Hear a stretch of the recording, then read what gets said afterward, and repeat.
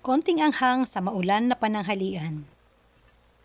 Medyo sinipag ako ngayon kaya naman linuto ko na ang santol na matagal ko nang nabili. By the way, preserve na nga pala yung kinayod na santol na yan kasi hindi na nga rin naman in season ang santol ngayon. Meron naman ako ditong available na pansahog na tinapa na hinimay ko na rin at tinanggalan ko na rin ng tinik.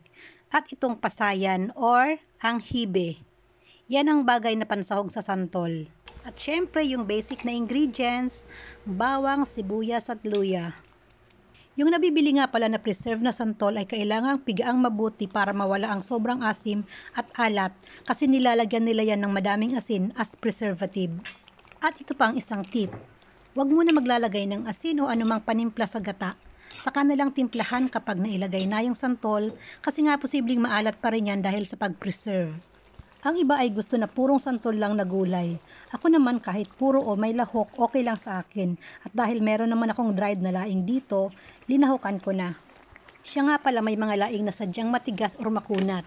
Pag ganon, mas mabuti na unahin mo nang ilagay ang laing para maluto muna bago ilagay ang santol. Para mas lalong masarap, pwedeng sahugan pa ng baboy, yung may taba, lalo na kung medyo kulang sa gata. Pero syempre hindi na healthy dahil sobrang mantika na, kaya okay lang na ganyan lang ang sahog. Sa ibang lugar nga pala ang tawag dito ay sinantolan. Kami dito sa Bicol ay gulay santol. Sa lugar nyo, anong tawag nyo dito?